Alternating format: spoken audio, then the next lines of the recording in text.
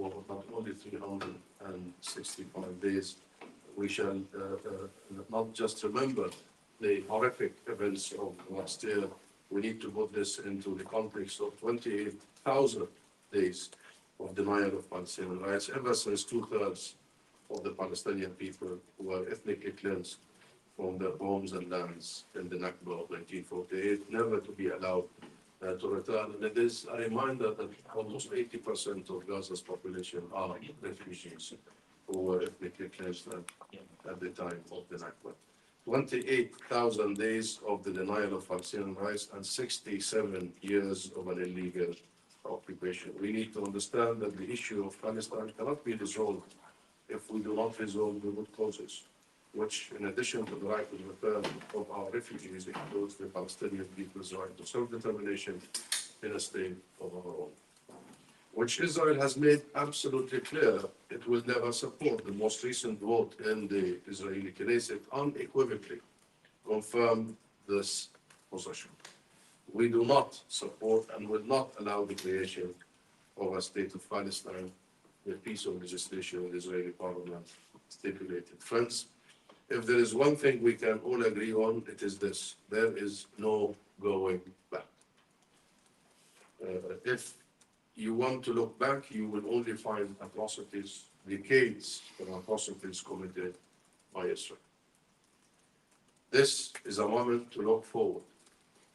And we do, as Palestinians, want to look forward. And the question is, what do we want? What is it? What is this whole fight about? To live in peace and dignity and have our rights, to see a better future for our children, just like everyone else. It's as simple, as humane as that. And what does Israel want? Do they know? What's the end game? Israel is engaged in a war not to defend itself or its people, but to defend its illegal occupation. And this includes a war on demolishing the entire global rules-based order. Israel's strategic outlook is entirely dominated by the use of sheer military power to enforce its will, rather than diplomacy to reach any agreement. This is why Israel has invaded Lebanon. It has invaded Lebanon to defend its aggression on Gaza. That's it. It is why it engaged in a war of extermination in Gaza to defend its occupation in the West Bank, including Jerusalem, of course. And let us remember that Israel is engaged in an unprecedented onslaught in the West Bank. You've seen what happened only yesterday in Nablus, summary execution. You are following what happened in Tulkarem and the use of airstrikes in cafes. You followed the invasion of the Jenin refugee camp and what is happening vis-a-vis the settler violence, settler terrorism on rampage, literally in the West Bank, and the unprecedented levels of land appropriation and confiscation in the West Bank. And the numbers speak for themselves, my friends. Nearly 42,000 Palestinians, or almost 2% of Gaza's population, have been murdered.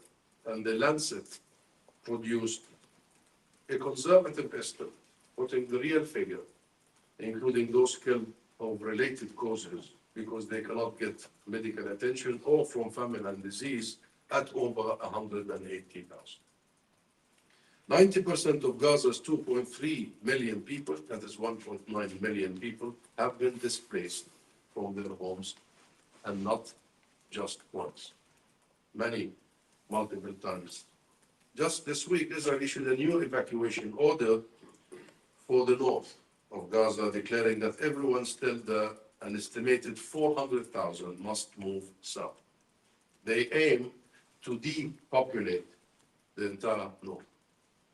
Gaza's health sector has been decimated. According to the World Health Organization, some 1,000 health workers have been killed so far. Just 17 of Gaza's 36 hospitals are still in partial operation, but with dramatically reduced capacity. And this while the UN estimates that more than 22,000 people have suffered life-changing injuries and amputations for which there's simply no gap.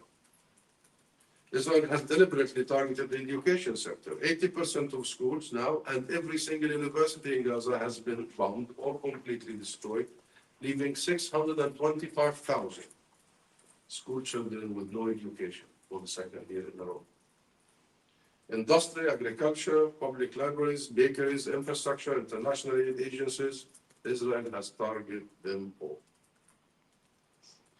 It is hindering the delivery of humanitarian aid, blocking 83% of food aid from entering Gaza, according to the Norwegian Refugee Council. 83% of humanitarian aid is currently a year old blocked. 500,000 people are in danger of starvation, and some 50,000 children are in urgent need for treatment from malnutrition. Israel has cut off electricity and fuel supplies and running water to Gaza, as you all have followed, and still the case a year on. You simply cannot look at footage from Gaza, not understand what Israel is doing. And if we want to take a stake of that horrible, horrific last year, we cannot be blind. You would have to be willfully blind if you don't know what is happening. It is a war of extermination. It is genocide, as the ICJ said that this is a plausible genocide, and hence put Israel officially on trial for genocide. And what's more, Israel offers no political solution, no pathway to peace, to future horizon that isn't predicated on permanent occupation, continued violence, and impunity from law. It wants to bump its way to unchallenged supremacy over us and over every country in the region. That's the only option there. It does not have to be this way, my friends. There is a simple solution. End the illegal occupation. This has the backing not only of the entire Arab and Muslim world, but of the entire world, period, and for decades. It was most clearly expressed recently by the International Court of Justice, which was unequivocal that as per international law, Israel's occupation is unlawful and must end. Israel's settlements are illegal and must be dismantled, and it is the obligation of third states not to support in any way Israel's continued presence in the occupied West Bank, including, of course, Jerusalem and the Gaza Strip. The UN's General Assembly overwhelmingly supported this ICJ position by a majority of more than 2/3 of the UN's member states, and further demanded that Israel and its illegal presence in occupied territory is illegal. 1 year. There can and must be no return to the status quo prior to October 7th, 2023, which led us precisely to where we are today.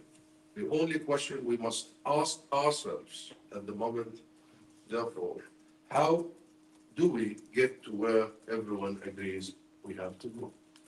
First, we must have a ceasefire. We must have clarity about who is the main obstacle to a ceasefire, without which everything else cannot progress.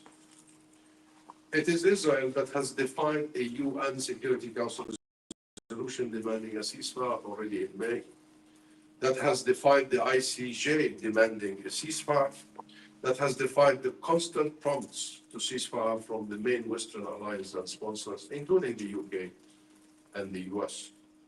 Hence, the importance that the international order asserts itself by enforcing the UN Security Council resolution for a ceasefire, rather than just calling it for it. If Israel continues to reject the international law, Israel must be compelled to comply.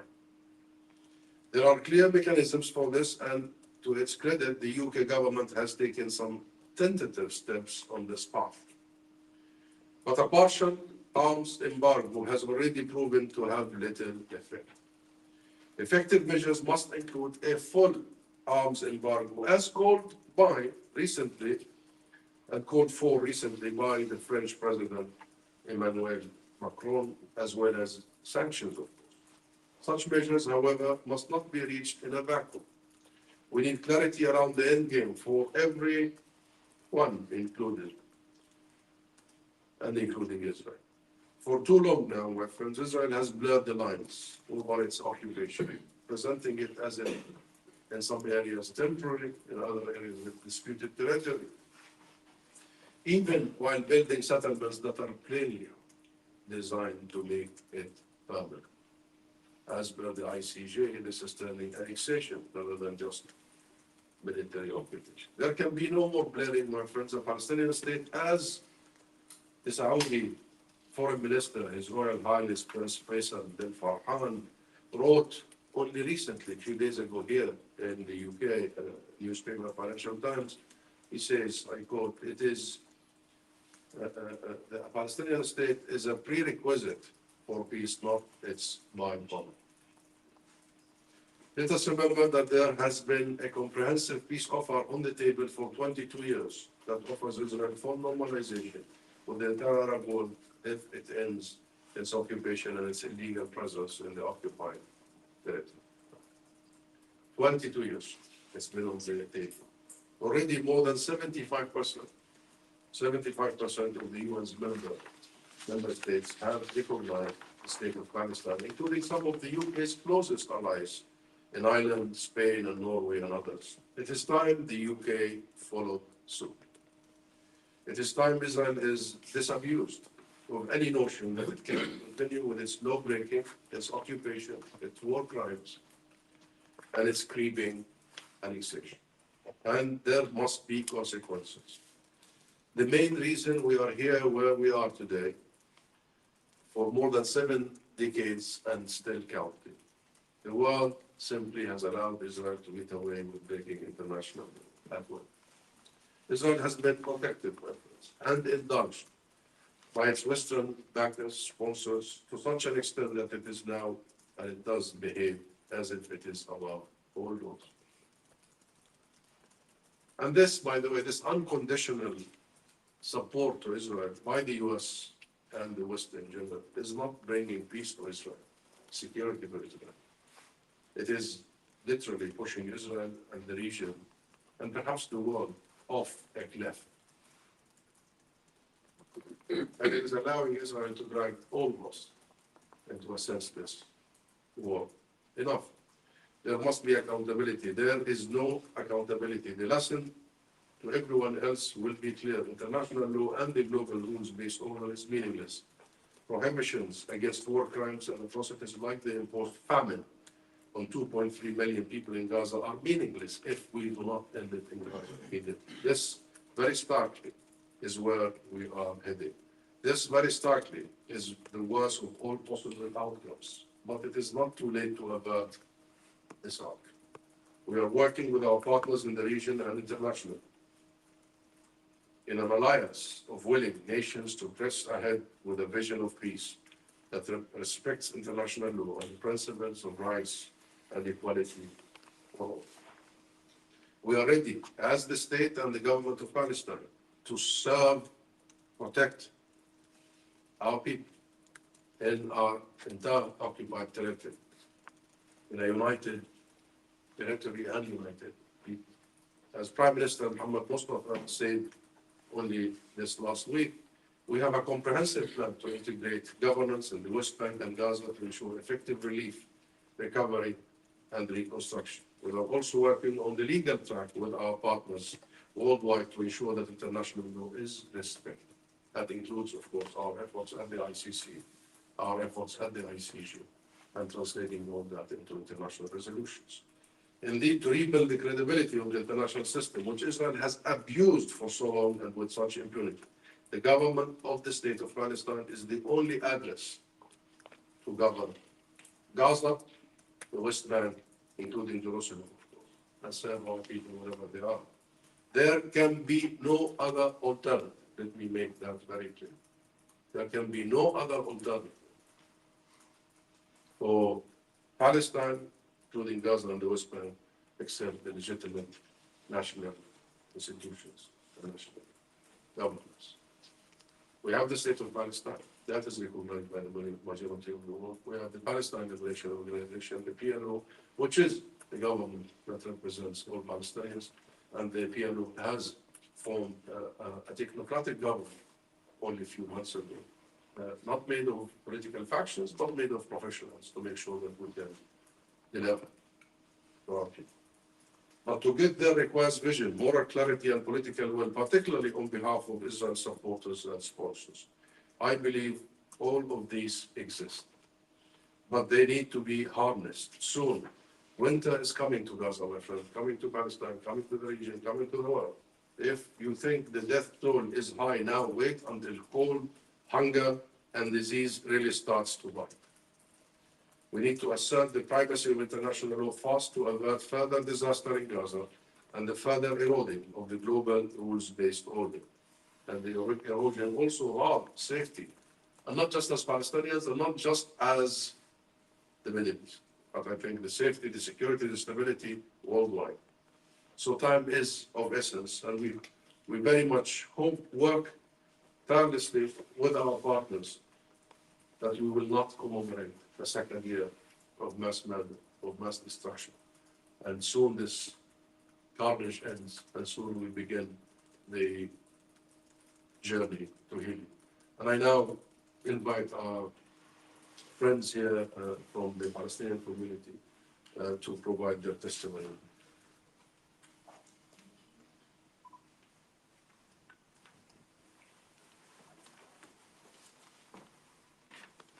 Hi, all. I stand in front of you today without a soul. After my soul was taken from me and scattered among memories and graves holding the bodies of my entire family. All of them were killed by the worst and most horrific occupation forces. They killed in a single missile, in a single house, where they had sought refuge in the Nusayrat camp at my sister Aya's house, leaving behind their home in Shati camp, seeking safety as unarmed civilians from the genocide that began in northern Gaza. My 80 years old dad and beloved mom were executed in a blink of an hour. My brothers, Mahmoud, Muhammad, and Yusuf, young men in their 30s and 40s, were all killed. How much I miss them and feel that they took my soul with them forever. My brother Mahmoud,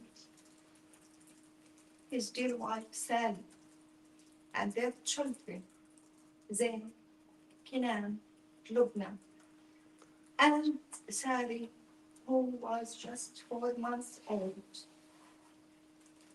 My kind brother, Muhammad, and his children, Izzeddin, Layan, Adnan, and Adam, who just was 7 years old. My dear brother Yusuf, whose presence I will never forget. My sister Jihan, her husband Khalid, and their children, Musa and Lina, and Lina's husband, Aiz, and their children, Yahya and Lin. My sister Nisreen, and her children, Husam and Isam, and her daughters, Isra, Afnan, Misk, and Rafat, along with her grandchildren, Muhammad, Ismail, and Wasim. The children of my sister Omar and Majd, with his wife Amani and his daughter Sarah, as well as their sister Dima, with her husband Muhammad and their 7-month-old son Abdul Hakim. My aunt Wafa, all of them were killed by the cruel, fascist occupation that known no humanity. I found myself alone on a bland Tuesday morning, November 21st, 2023, the 46th day of the genocide, with the pain still deeply rooted within me as I wake and sleep to their images and memories. Do you know what it means to find yourself without family? I, who used to count them every morning, check on them, talk to them, now they have all gone without a goodbye, leaving me only with sorrow in my broken heart. Do you know what it means to lose your family? You will never see their smiles. You will never hear their voices. You will never hear your mother's voice praying for you every morning. Losing your family means being an orphan and alone forever. How do people continue their life? This question haunts me in the morning, in the evening, and with every prayer as I think about this fate that has chosen me to settle accounts with me. If we were to reverse the situation, and if I were an Israeli woman standing in front of you, saying that the Palestinian resistance had killed 48 of my family members, what would the world's reaction be? Would they stand with no action and watch in silence? Of course not, because the world verses in predict when some Israeli panic at the fall of few resistance rockets. Far from them, yet they turn a blind eye to the thousands of children and women being torn apart and killed every day in front of their eyes on TV, and they do nothing.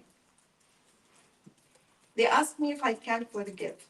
The question crushed me when the stream of memories floods my mind. These were 48 of my family members, my strength, my loved ones, 48 futures, 48 innocence, 48 dreams, 48 memories, each of them carried a part of me. We will pursue justice for them in every corner of history, in every court, and we will not let them escape. Until now, there is no time to be sad, because the war is not over and because we are always watching the news and what is coming and who will be killed every day. My message for you, all of you, if you have mom, dad, sister, and brothers, just hug them and pray every day for God to protect them. At last, my story is one of thousands of stories lived by thousands of Palestinians in other countries who suffer from war and worry about their families. And I feel I have the strength to tell you my story. But the others, maybe they don't have this strength. Thank you for listening. Thank you.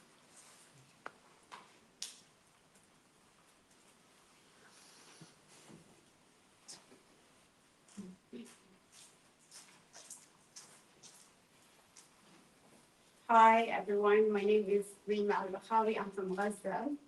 And just like everyone else, I lost a lot of family members. And I've been struggling for the whole year. And it became just the norm for everyone from Gaza here. But I'm here today to share a glimpse of the pain of my people in Gaza. Remembering that there is still more than 2 million people enduring the unimaginable pain. You know, there is a new abbreviation that often used in Gaza hospital. It's WCNSF, and it translates to Wounded Child, No Surviving Family. In Gaza, kids are often in so much pain, shivering, while they're left alone on the floor of a bombed hospital, with no mother to hold their hands, no survived dad to comfort them while they are getting their limbs amputated with no anesthesia. In Gaza, women give birth on the roads with no medical attention. Sometimes they die, sometimes they live, and sometimes their babies die. In Gaza, fathers cry saying goodbye to the pieces of their kids. Not always. They find all the pieces. In Gaza, premature babies are left alone to die in hospitals with no food or oxygen. Elderly and kids with urgent need for medical attention die in silence because of the absence of any medical care due to the inhumane blockade imposed in Gaza. In Gaza, the lucky ones are the ones who buried their kids in one piece. The lucky ones are the ones who lost everything, but still in one piece. The lucky ones are the ones who managed to write their kids' names on their arms so they could be identified once their little bodies have been dismantled by the heavy evil bombs dropped on them. This is the meaning of love in Gaza now. In Gaza, instead of bedtime story in the comfort of their homes, kids recite Quran every night in their crowded tents, anticipating their death. In Gaza, starving kids eat animals' feed and leaves to survive. In Gaza, kids have to walk for miles, queue for hours to get water for their family. Sometimes they manage to deliver it, and sometimes they get killed on the way back. Does the world understand now the pain our people carry in Gaza? The pain that mountains cannot bear. But has the world seen the unshakable faith my people have? Has the world seen the resilience and the strength? In Gaza, you're targeted, you're starved to death. You've lost your home, your kids, your family, your parents, your job, everything. But you still hold your head up high, raise your hands, and thank the Lord. You know, if you are from Gaza, you would know that we are very well oriented with pain. Pain is just a big part of our life. But oh, dear God, this pain is so painful. It's a pain that words cannot describe.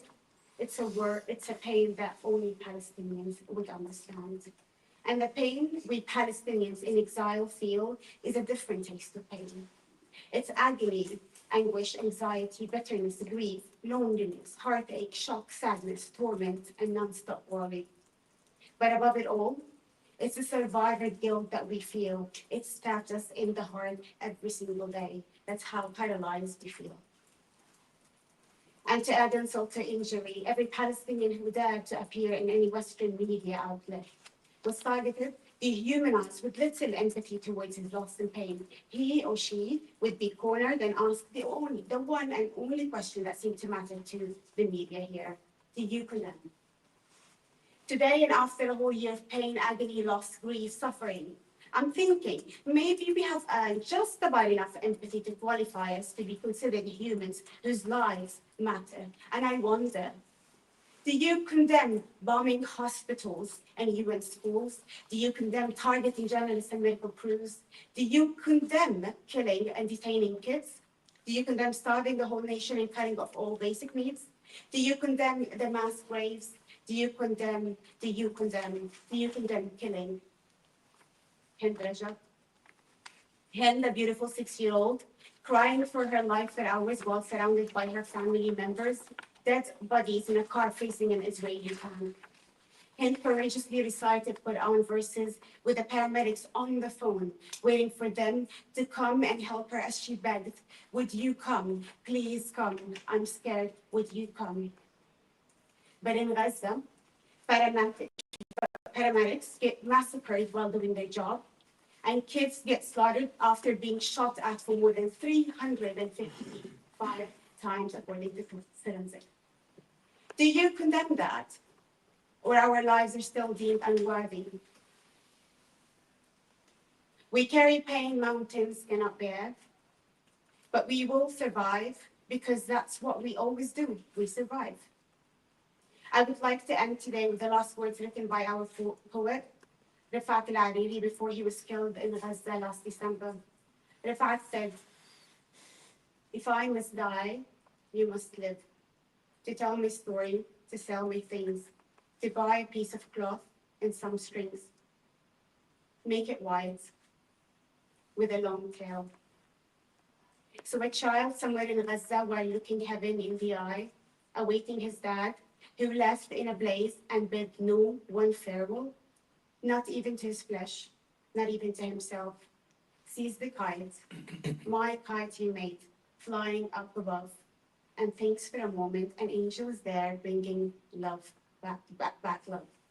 If I must die, let it bring hope. Let it be a tale. Today, we make an oath to Rifat and every Palestinian in Gaza to live with love and hope, to continue walking their path to freedom, to live and tell our stories and their stories, to live the way we all love to live. Thank you.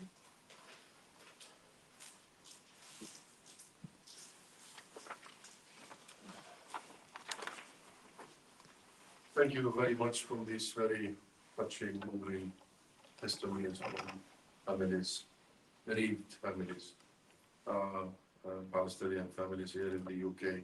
And they represent many, many, many more. Hundreds of families here in the UK have lost loved ones. We'll have some time for Q&A. Please also direct some of your questions to families here, the bereaved families.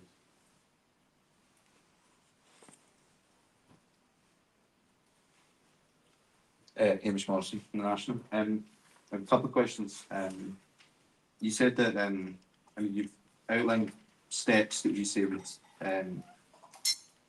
be a path to peace. Do you have any kind of optimism from the UK or from its allies, especially in light of the recent change in government, that that's going to be possible, that's going to move things on? Do you have any kind of sense of optimism from that?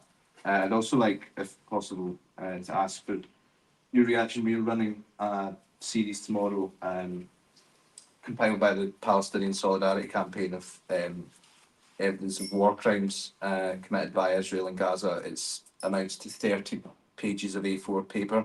Just looking for reaction to that figure. It's 34 pages of A4 paper. What's figure? It's we're running a series tomorrow. Evidence of war crimes committed by Israel, by catalogued by the Palestinian Solidarity Campaign. It amounts to 30 pages of A4 paper.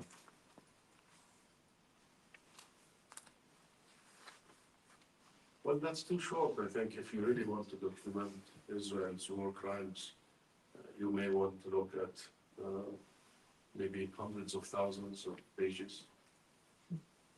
Literally hundreds of thousands of pages.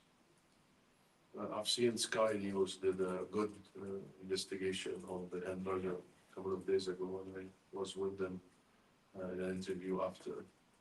And I did commend them, because Israel is not only committing war crimes, Israel is committing war crimes in the dark, because they thought that by preventing the international media, including yourself, from accessing Gaza, then they can do it without anyone noticing. And actually, it's for the heroism, the bravery of our people in Gaza, who for the first time has conveyed to the world in real time their own execution. So this is the first genocide that has been transmitted live. And therefore, yes, there is a lot of work that needs to be done to make sure that war crimes are documented. And not just for the sake of knowledge, but for the sake of accountability, and this is what matters. Because every and each war criminal has to be held accountable. As for your question about the path to peace and the UK government optimism, this is not about optimism or pessimism, this is about work. And we need to work hard and continue the dialogue with this government, continue the engagements at all levels, different parliament, parties, civil society, public, to make sure that the UK would be a force of good and will help in ushering a different destination, a different direction, a different path. And what we are presenting to the UK government is very clear. On the one hand, we have got to respect the provisions of international. That's the key thing, the rule of law. The rule of law. That's the starting point, that's the key. And it is important that the new government has reinstated funding to UNRWA. We welcome the pulling out the intervention of the previous government at the ICC, and we consider that to be a major step, declaring that is the new government, their respect to international legality and their respect to the independence of international judicial institutions. and we've been working with them towards that. And as you may have followed, also in terms of international legality and UK domestic stipulations, the UK has taken a decision to suspend some arms sale or licenses, revoke some licenses of sales of arms to Israel, and the policy was based on the fact that they would prevent arms that would be used in the war on Gaza. But yet, this is a half sort of a step in the right direction, but incomplete, not enough. And we are working with the government to make sure that we follow arms embargo in line with its own responsibilities as per UK law and internationally. And another key thing that we're working with the government here is the issue of sanctions. Because the previous government the previous conservative government, Lord Cameron, did break a taboo by imposing sanctions on Israeli settlers. Now we need to expand that sanction regime to include the entire ecosystem of the settlement enterprise in the occupied territory, particularly in light of the clear advisory opinion of the ICJ that has been voted in the UN, as I previously alluded to. It is now bluntly clear that international courts, international institutions are calling for member states like the UK to actually impose sanctions on the illegalities. So no longer this is a demand, it is now an obligation on all members of the international system, including the United States. And lastly, but the most significant part of this is the recognition of the state of Palestine. We're working with the government that, their promise before the elections. And by the way, it was not just Labour, it was also a conservative promise. If you remember, the Lord Cameron, as a Foreign Secretary, did say that recognition of the state of Palestine should not wait for a final agreement or a peace process. It will come as part of it. So it's not an outcome, but an entry for a peace process. But the new government, there is a lot of conversations with them about this. And we tell them every day you wait, there's another day that leads us in the direction we are in right now. And it is the lack of clarity that has complicated things all these years. Of course, even Sir Keir Starmer himself said before elections and during the recognition of the state of Palestine is not a favor, it's not a gift, it's a right. It's an inalienable right of the Palestinian people. We agree. But he qualifies that, as he did only last week in the parliament here, saying that it's not a matter of if, it's a matter of when. And what we're telling them, when is now. And in fact, when is yesterday. And you are 3 decades late, at least. So we need not to wait any longer, and the time for recognizing the state of Palestine is definitely now. This will provide clarity, this will provide hope for the Palestinian people, this will provide disincentive for the illegalities in Palestine. There is a lot of movement there, and there are many other European countries after Spain, Ireland, Norway, and Slovenia, and others. There is a lot of movement there, and the pressure is mounting. And we are hoping that the UK government will take that step. But that step on its own is not, we know it's not enough. We need Palestine to become full member state, full member of the UN. We want to create a process and drill backward where we convene an international peace conference to provide assurances and guarantees for all parties involved, including security guarantees, and to make sure that international legality, international resolutions are implemented rather than negotiated. The principles should never be negotiated. Can I speak with Arabic? سعادة السفير، في شهر حزيران الماضي أصدرت محكمة العدل الدولية قرار وصفها بأنه تاريخي، ينص صراحة على أن الاحتلال الإسرائيلي للأراضي الفلسطينية غير قانوني، وأن إسرائيل ترتكب الإبادة الجماعية. كيف يمكن البناء على هذا القرار من ناحيتكم كسلطة وطنية فلسطينية؟ هو فعلا قرار تاريخي، قرار محكمة العدل الدولية، قرار تاريخي بكل معنى الكلمة، لأنه تراكم لقرارات دولية للقانون الدولي وتجميعه وتحصيله في رأي استشاري واحد مركز واضح يشمل على عدم قانونية تواجد إسرائيل في الأرض الفلسطينية المحتلة، يشمل على عدم قانونية مجمل المشروع الاستعماري البريطاني ووجود تفكيك، ويشمل وهذا مهم جدا في النقاش على كيفية البناء عليه، يشمل عدم وجوب أن تقوم أو يقوم أي طرف ثالث بتقديم أي مساعدة أو دعم لاحتلال إسرائيل، لاستعمار إسرائيل، لإنصار إسرائيل، وهذا يشمل المملكة المتحدة ودول أخرى متعددة بالقانون الدولي. ولهذا يجب البناء عليه، وأيضا يشمل وجوب من هذا يشمل وجوب ما هي الخطوات الأساسية التي يجب أن يتخذها العالم من أجل إنهاء هذه الحالة اللا قانونية لا شرعية. وبالتالي نحن من هناك ذهبنا إلى الجمعية العمومية كما تعلم حتى يتحول هذا إلى قرار وأخذنا أكثر من ثلثي أعضاء الجمعية العمومية حتى يكون هناك أيضا تحويل هذا الرأي الاستشاري القانوني المهم، لأن محكمة العدل الدولية هي أعلى سلطة قضائية في العالم وأسست لهذا الغرض، وبالتالي هي تقوم بمسؤوليتها وواجبها. ولكن كل هذا يراد له الآن حراك من قبل الدول الأطراف، وهذا نأتي إلى ترجمته، وهذا هو المهم، ترجمة هذا إلى أفعال وإلى خطوات ملموسة، وليس فقط رأي استشاري أو حتى قرار دولي متحد. وهذا يستدعي كل ما نحن نقول، يستدعي فرض حظر شامل على تصدير الأسلحة لدولة متهمة رسميا في محكمة العدل الدولية نفسها، متهمة رسميا بأنها تقوم بحرب إبادة على الشعب الفلسطيني. ثانيا مسألة فرض العقوبات على كل النشاطات غير القانونية. أي مؤسسة ضالعة متورطة في النشاط غير القانوني بما فيه الاحتلال والاستعمار وكل هذا يجب أن يتم مقاطعتها. بالمناسبة في الغرب هناك مؤسسات عديدة تقوم بتجميع الأموال خصوصا في الولايات المتحدة وهنا في بريطانيا لدعم المستوطنة. هذه المؤسسات يجب فرض العقوبات عليها. وأيضا موضوع المحاسبة،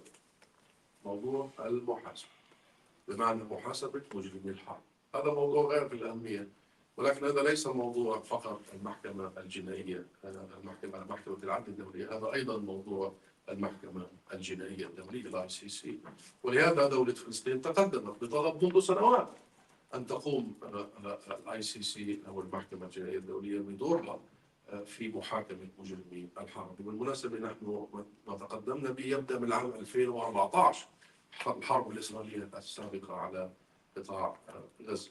نحن نريد أن تكون هذه العملية متسارعة الآن، يجب أن لا يكون تأخير فيها، وأنتم تابعتم المدعي العام للحكومة، أعتذر المدعي العام للمحكمة الجنائية الدولية طالب بإصدار مذكرات اعتقال بحق نتنياهو وجالنت وكل مسؤول إسرائيلي متورط في حرب الإبادة ومتورط أيضا في الخرق الفاضح للقانون الدولي. وبالتالي نحن نبني على هذا وتيرة دولية ضاغطة ومحاصرة ومقاطعة وعازلة لمجمل منظومة الاحتلال والاستعمار، حتى نعيد توازن الأمور كما حصل بجنوب أفريقيا، حتى يعاد توازن الأمور ويصبح تكلفة الاحتلال وتكلفة الاستعمار وتكلفة الأفعال والممارسات غير القانونية أعلى مما يمكن لإسرائيل أن تتحمله. وبالتالي نعم محكمة العدل الدولية كانت حجر أساسي في طريقنا الطويل نحو التحرر والعودة وإنهاء هذه المسألة. Patrick, do you understand all the... Yeah, I was just going to follow up on that point. Generally, you may just answer this and then in which case apologies, but I also asked the two Palestinians whether they would like to explain a little bit about what winter means in terms of what impact would be. I also wanted to ask you, Ambassador, about the talks that were in Cairo yesterday, and there's different reports as to whether any progress was made between Hamas and Fatah about trying to reconcile their differences. And can you tell me what your understanding of what progress was made or not since those were the first talks that I understand have been held since summer on this issue? Talks in Cairo are still ongoing, so we don't have a final outcome yet, but it is an indicator that there is a need to bring political factions and parties in Palestine together. and there is a need to sort out and hammer down any differences. That has been ongoing for some time, including what happened in Beijing. We have a statement after that meeting. But in the meantime, the most important thing is the Palestinian people have themselves as a united people, and they have a political system. So what is happening now is somewhere in the middle, as sorting differences and disagreements between political parties and factions. Our political system is functioning and is there to represent all our people. But with the success of this dialogue or without it, but of course the success of this dialogue is reinforcing. But the state of Palestine is there, the PLO is there, that represents all Palestinians and ready to be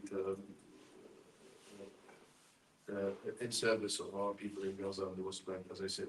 However, there is a momentum, there is in the region as well, to make sure that what happened over the last so many years in terms of Netanyahu and all that government feeding Palestinian division would end. And the Palestinians have one government, one legitimate address, and that legitimate address is in control of the entire united territory of Palestine and united people of Palestine. So we need to make sure that there is one government and one address of that matter. And that government already exists, and we want to make sure that all political parties support the work and the mandate of the one central Palestinian government. سألكم سؤال, we asked a question. Patrick, what was the question again? So it's again, essentially about what winter will represent for people in Gaza.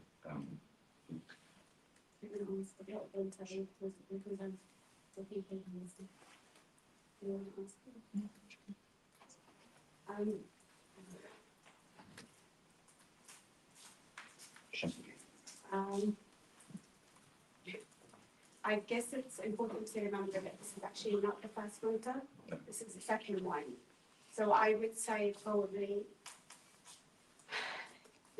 another painful lifestyle, more disease, illnesses, starvation. That it is the second time that winter happens, or when winter comes, but also the destruction is a lot more. So there's less houses to, for people to hide in. There's less spaces for them. There's more losses. There's a lot more orphans that don't have parents to look after them. The situation in terms of food and anything, any supplies, and was had deteriorated at the start of it, because winter was towards the start of it. The situation, and sadly, I don't want to even say that, but it's sad to say that it was slightly better than now, because after a whole year of exhausting the whole nation, this complete destruction of the whole city, where there is no places to hide and anything, and also we should not lose sight of the fact that the medical care have completely deteriorated as well. There's no enough medical supplies. Most of the hospitals are not functional, and the ones that are functional, they're partially functional, they're not really functioning. So even to deal with the situation, it's almost unbearable. But somehow, I honestly don't know how Palestinians, Gazans always manage to survive. I honestly don't know how. Like from the UK, from the comfort of my house, where guilt is eating me up, because I live, I wouldn't say a normal life, but I don't anticipate a bomb on top of my head, and I'm not outside in the streets in the cold. I still wonder every day, proudly, that they just find ways to survive. Yeah.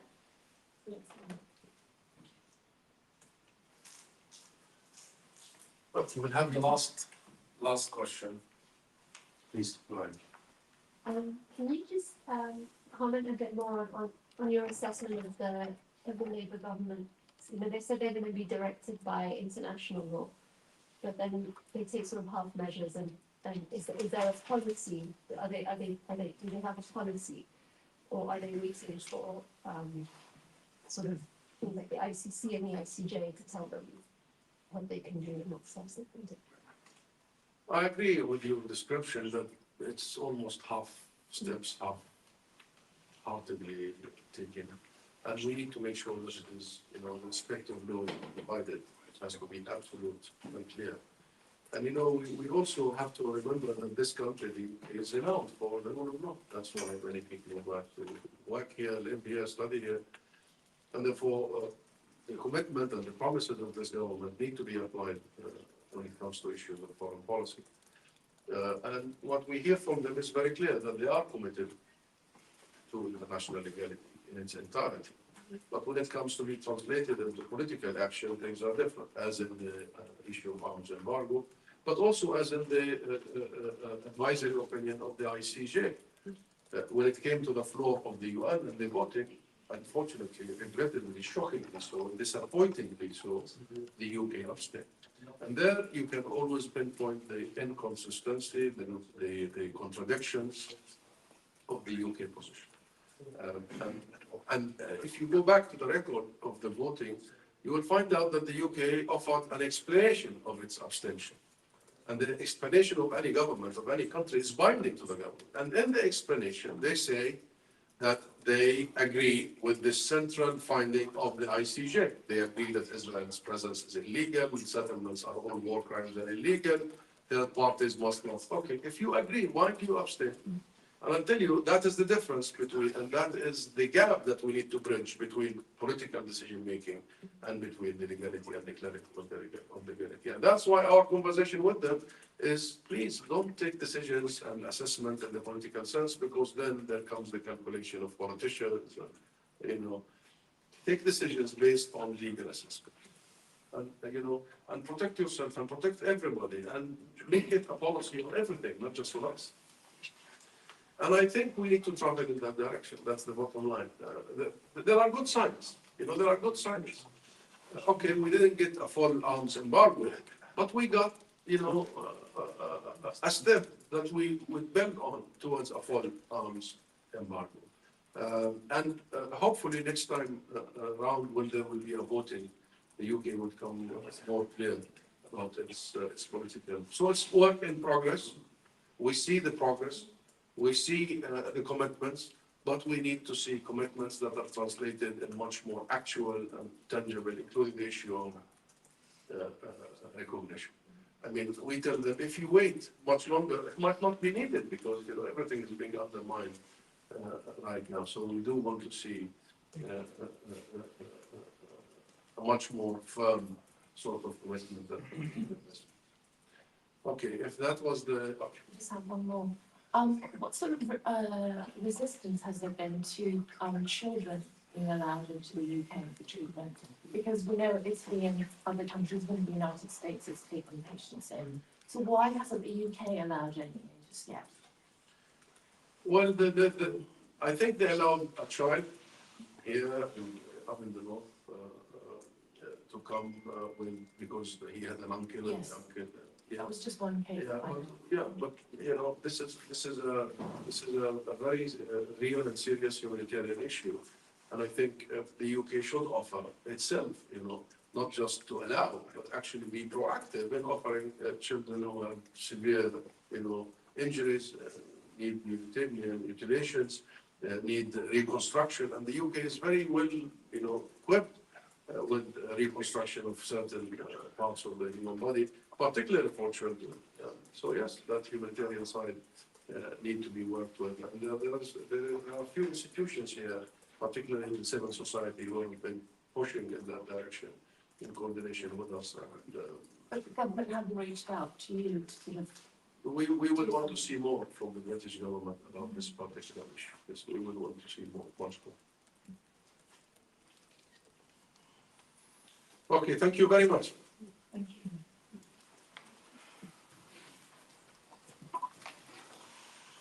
Oh, you wanted a copy of that? That one is